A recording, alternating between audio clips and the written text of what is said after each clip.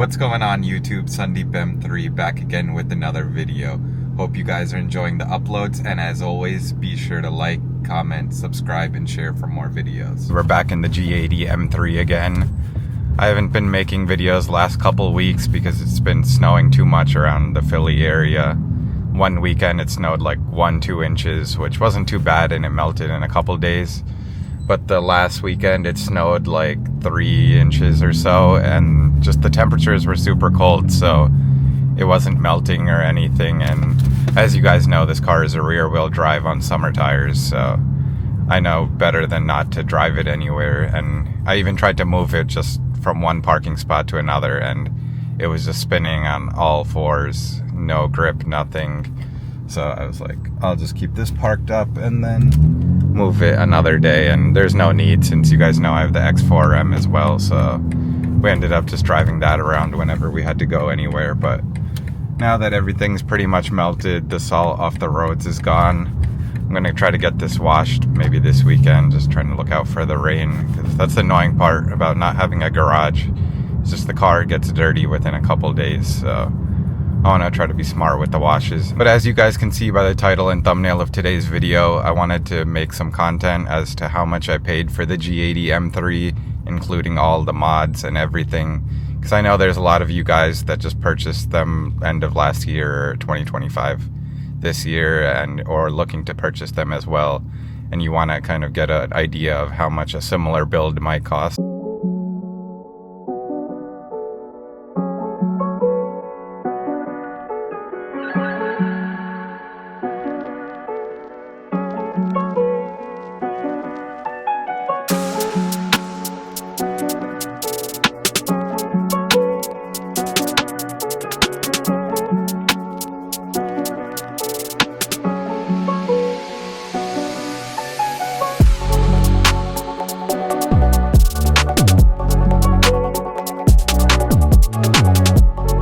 Pulled up to the spot that I usually like filming at. It's decently quiet for being in the city, but like I was saying earlier, don't mind the car. It's absolutely filthy. Look at all that like snow, just kind of crusted.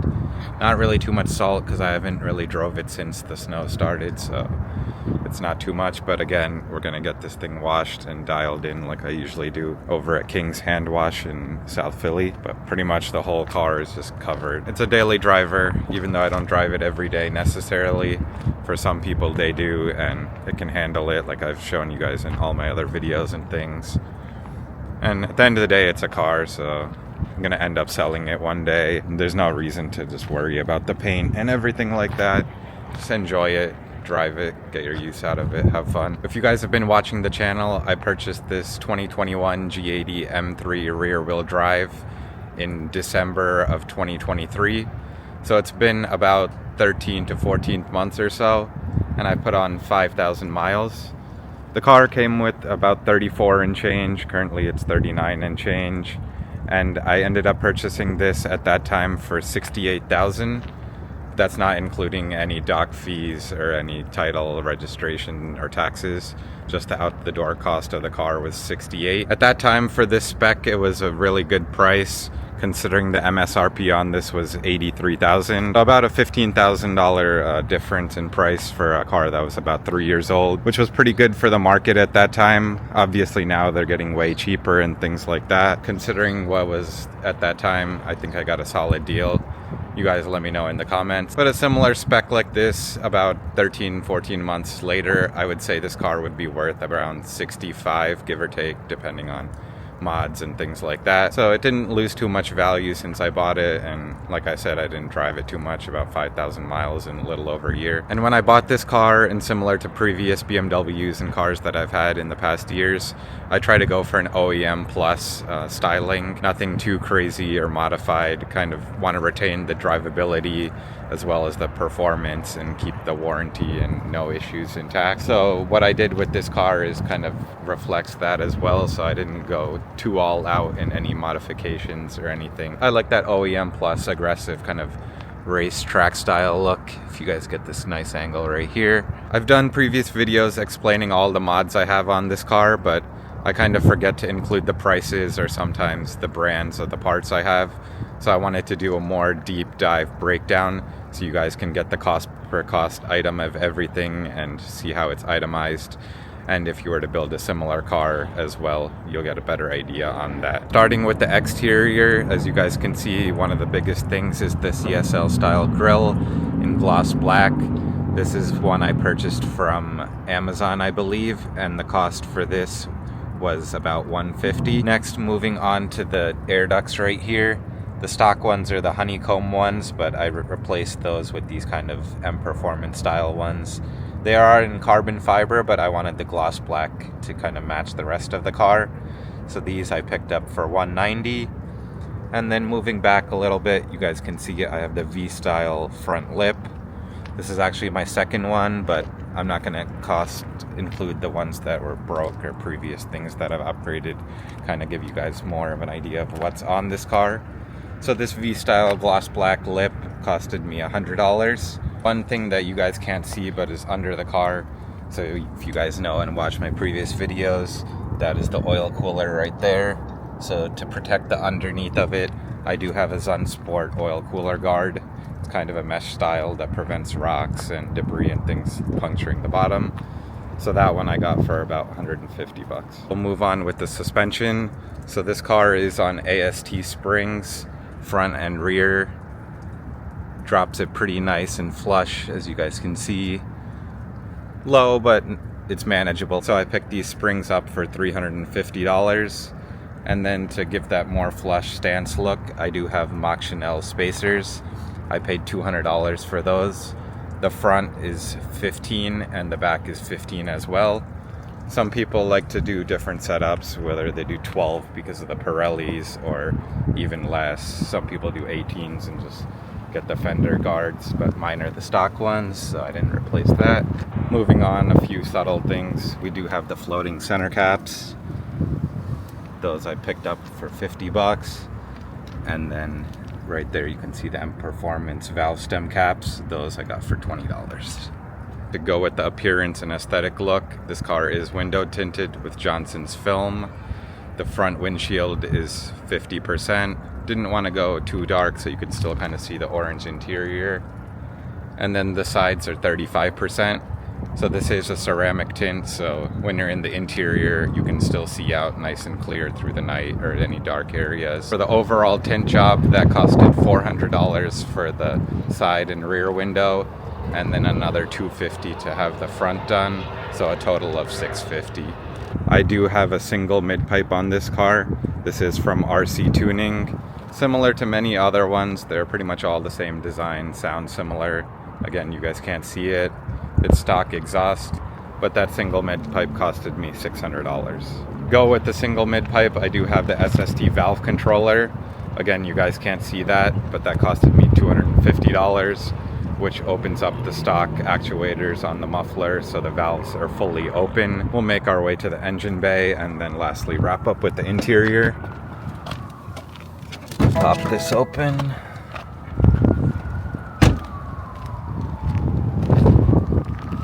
So the first thing you guys can see is the carbon fiber engine cover. This one my buddy hooked me up with, so I'm not going to say a price on it, but I believe they do retail for around $300 plus, depending on where you get it from. Next, to improve the sound, we do have the MSD intakes.